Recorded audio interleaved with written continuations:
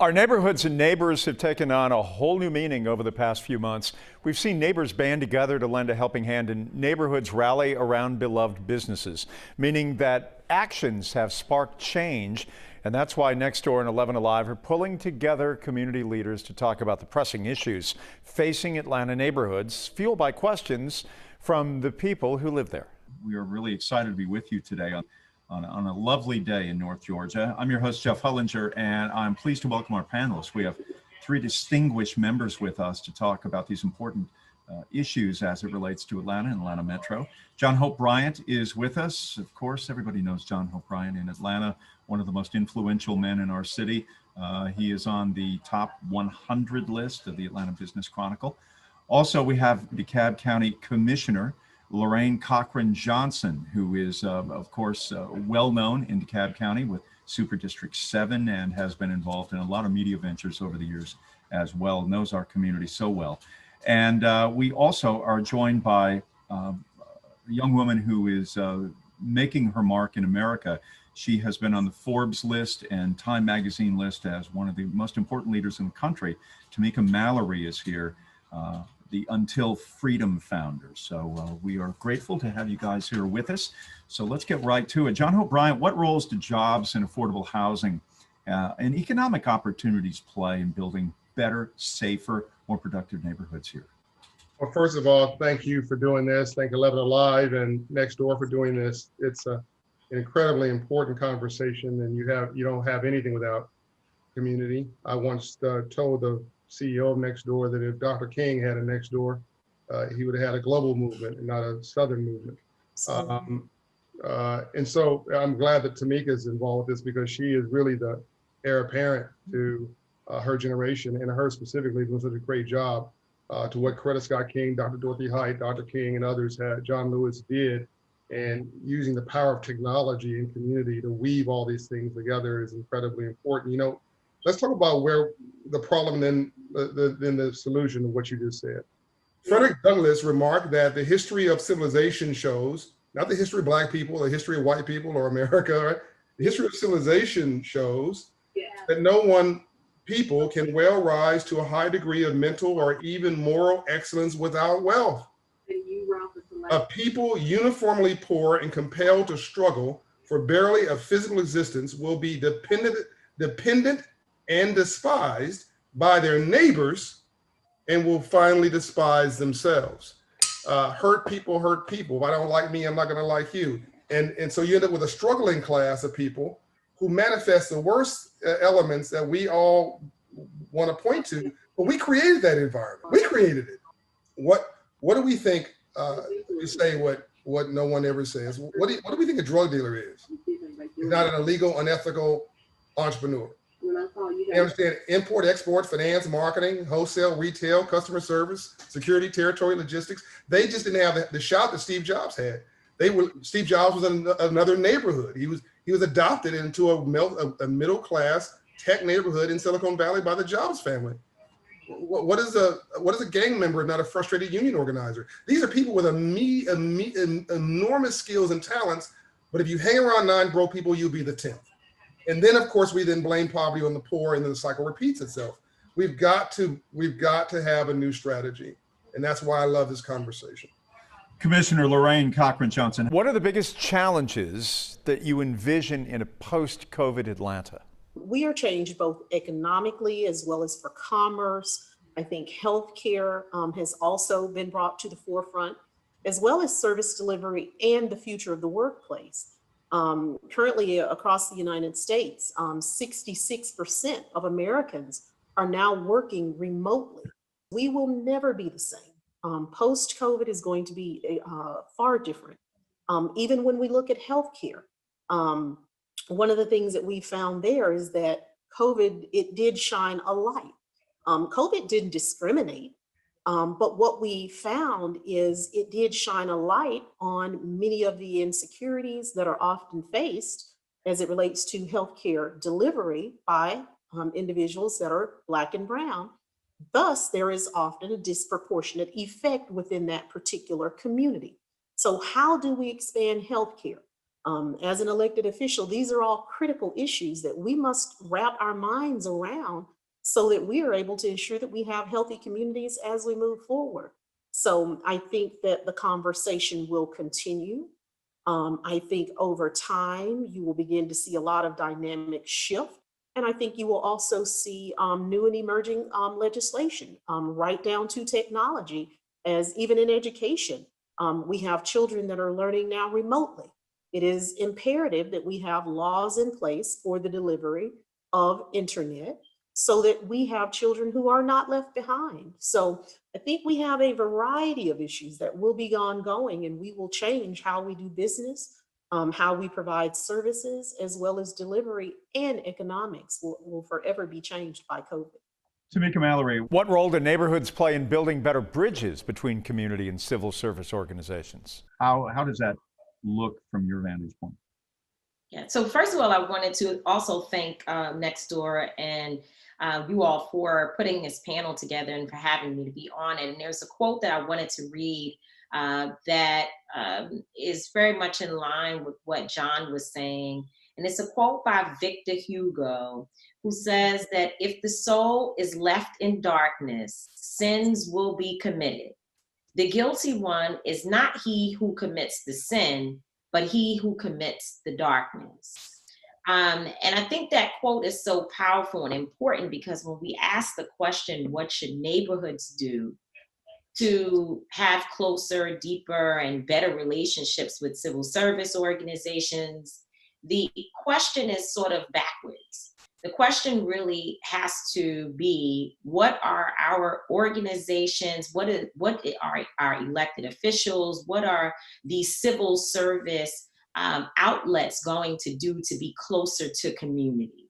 How can we create light rather than darkness in communities where people feel that they want to be part of the process? I think that when we look at how people want to retreat in this moment because they don't feel safe, they don't feel as if the system has properly worked for them, we've got to encourage folks to actually lean in more in this moment, to be more engaged in their communities and to actually engage in a way that gives them the type of power they need to shift their communities. And so what we've been beginning to see that I think is incredible are more women, particularly who have either lost their children to police violence or gun violence, or have been victims themselves, running for office. We saw that with our sister Congresswoman, Lord, her name is slipping me. Lucy McBath. Lucy McBath. Lucy McBath, who ran for Congress and won there in Georgia. We saw Sabrina Fulton come within 300 votes of winning a county commissioner's seat in Florida. We saw a young sister, and of course, people should know that Sabrina Fulton is the mother of Trayvon Martin. Our civil service organizations and civil service leaders have got to go into the heart of the community and work with those individuals who are standing on street corners, as John was saying, and get them to be a part of the process. And then we as leaders have to encourage our people not to retreat and run away from the system, but to run into it and change it from inside out. Why don't we take a couple of questions now from the Nextdoor community. Julie from Marietta wants to know, what are the major challenges of civic engagement?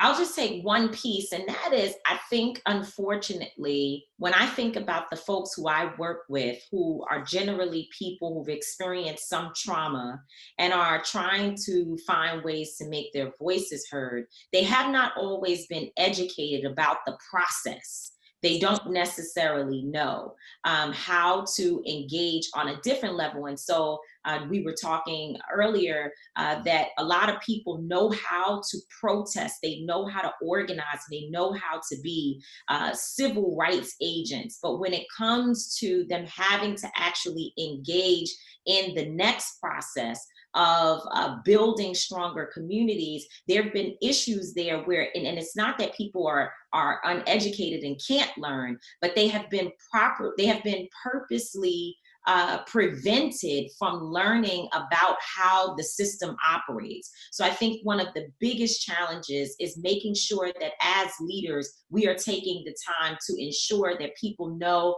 all of the elected positions that are in their communities and how they can work on economic opportunities and get resources so that they can make their communities better. I think Tamika said it all almost, and I'll just connect it to the commissioner where she's gone from a PhD strategy to a PhD strategy. After the Civil War, there was a bank created to teach free slaves about money by Abraham Lincoln and Frederick Douglass.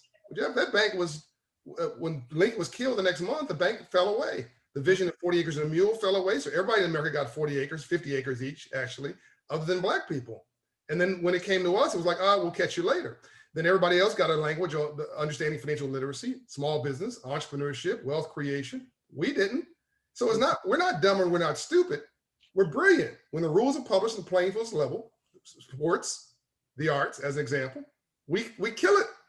But it's what we don't know that's killing us, but we think we know. So we need a translator now from a strategy in the streets, civil rights, social justice, to a strategy in the suites, economics, ownership, small business creation, wealth creation, jobs, which was the lead question that you asked. This all comes down to green. All of this, I argue, is economic at its core.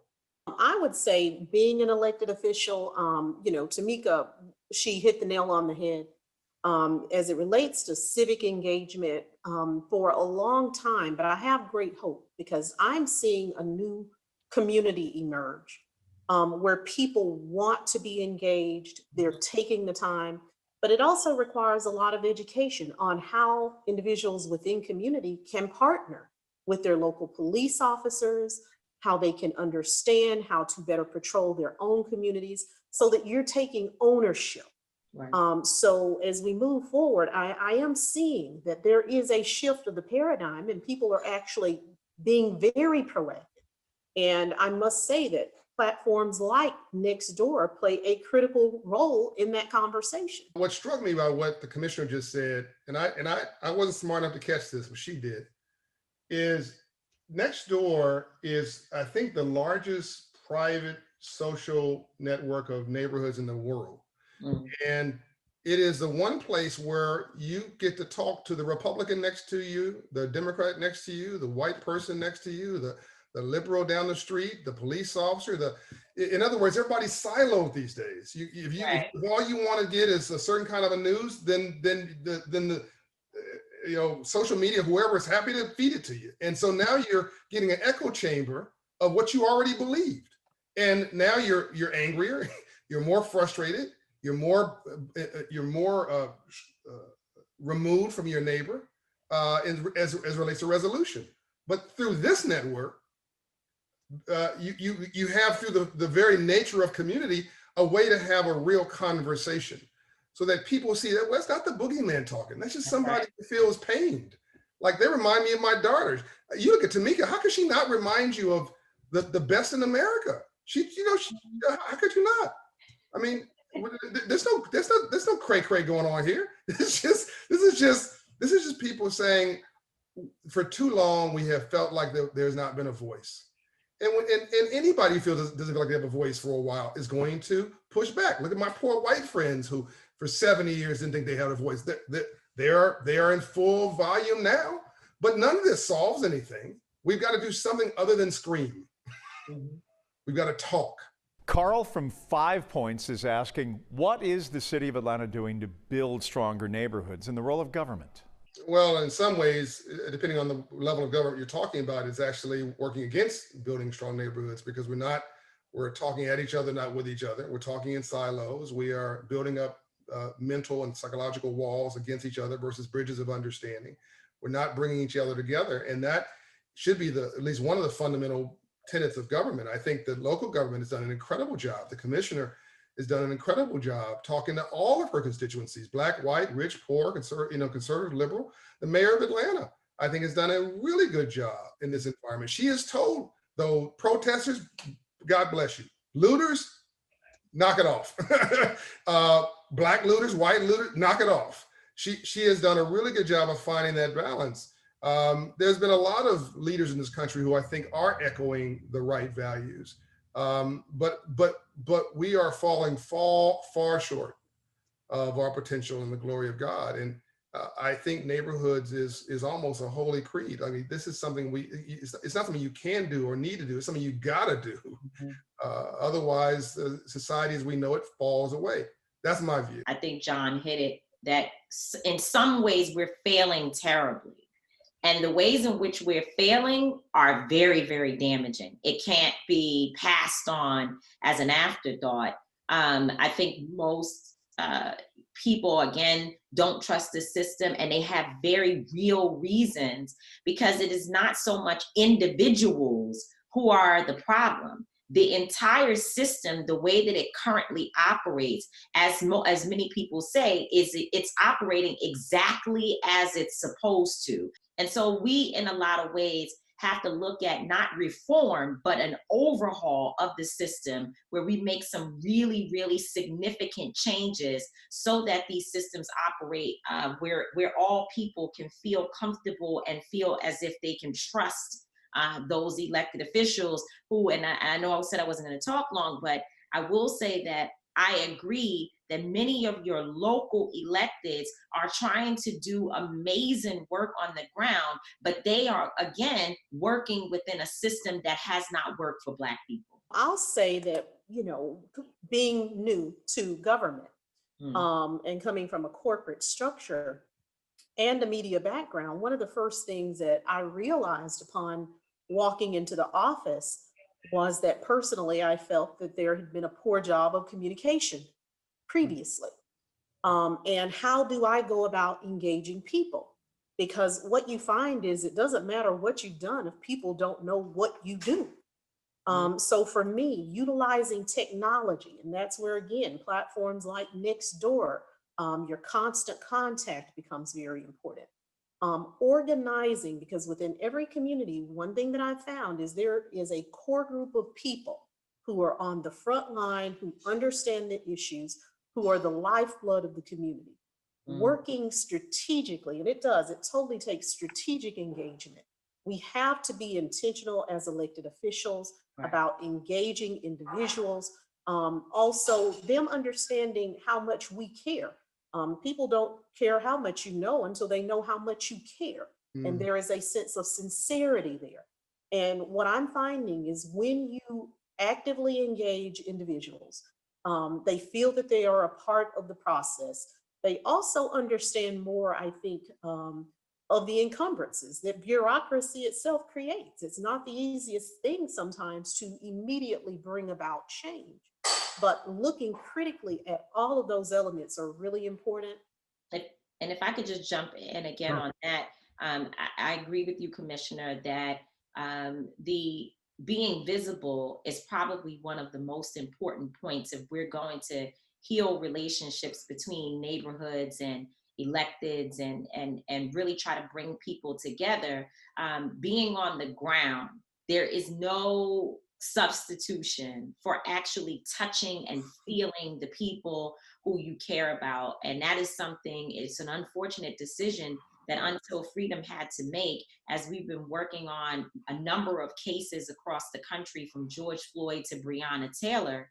We couldn't stay in our homes in New York City during this COVID crisis and be on Zoom and try to help organize people, especially when we began to see some of the chaos that was taking place at protests, where you see people who are detractors getting involved and creating situations that shifts the narrative off of the issue that we're fighting for and moves it to looting and fires burning and violence and all of that. We had to really get out on the ground and train, which we've been doing in many cities, and particularly in Louisville, Kentucky, where we've trained hundreds of organizers, protesters and activists, so that, and I want to be really careful, not that I'm giving them any proper way to be a part of the movement that they are in and that they feel passionate about, but really giving them entry points so that we can continue to keep the issue at the center of our organizing. So I think that touching and feeling and working directly with people that you are trying to organize is extremely important. I want to make sure we mention voting.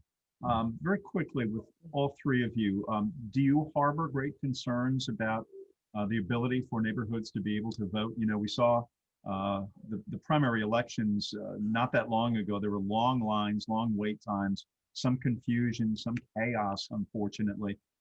Do you, A, believe this has been resolved, and B, do you believe it will be smoother in November as these neighborhoods all through Atlanta Metro attempt to get out the vote? I think it's going to be a mess. And that was sort of, I guess, by some actors, the intention. You know, markets hate cloudiness. Wall Street hates confusion. It hates cloud. It needs clarity. Markets need clarity. Anything that's going to be efficient needs clarity. And when you're dealing with I started out saying on this session, you've got people in the struggling class. That people are depressed. They're distressed. They're often hopeless or hopeless adjacent. And it doesn't take much to get them to sit on their hands and say, to heck with it. And that may be the intention of many people, to just make it complicated enough so folks just say, I'm not going to bother with it. This process doesn't matter. And it's everything. I mean, it's everything. And I think that we're going to have to work to double down, to work harder, to have more of these conversations so that we all see that you cannot subcontract your democracy. Myself and my fellow commissioners, we were on a Zoom call discussing November 3rd, looking at where we are. And, you know, I would be less than forthright if I said I don't have serious concerns. You know, as a legislative body, the Board of Commissioners, we allocate the budget that is utilized by our Office of Voter Registration and Elections. But of course, the Secretary of State oversees that office. There are layers here. The Board of Registration and Elections is the body that governs those day-to-day activities. And we have the ability to do things like increase voting hours, increase funding to man the polls, whatever is necessary in terms of training. Because one of the issues that emerged from the previous election is that there was a greater need for training of poll workers. The one thing that I can say to anyone that has access to this conversation is please vote early. It starts first with knowing your status. Many people within our community, whether it be Dekalb, and we're not isolated here, whatever the municipality may be, people are very disillusioned. We have entire segments of communities who feel that there is an effort to exclude them from their inherent right to vote. I can't say it any better. It's an absolute mess that is happening across this country. Voter suppression has been an issue. It will continue to be an issue. And we know which communities are impacted the most. The bottom line is that we've got to be really, really prepared. And we have to, which is what we're encouraging folks to do all over the country. Get out and vote early, as the commissioner has said. Know your status and don't play around with it. Let's not wait to the last minute. But I guess, I'm sorry, I was going to just say really quickly, and do what Michelle Obama has told us, which is to get you a sandwich if you need to and a folding chair and sit until you vote. Tamika Mallory, founder of Until Freedom. Thank you. We appreciate it. And Lorraine Cochran Johnson, commissioner from Super District 7 in DeKalb. And of course, John Hope Bryant. Thank you, all three of you, for your time and your insight today. This conversation brought to you by 11Alive and Nextdoor, the neighborhood app. If you're interested in finding out how you can help drive change in your neighborhood, check out the links below.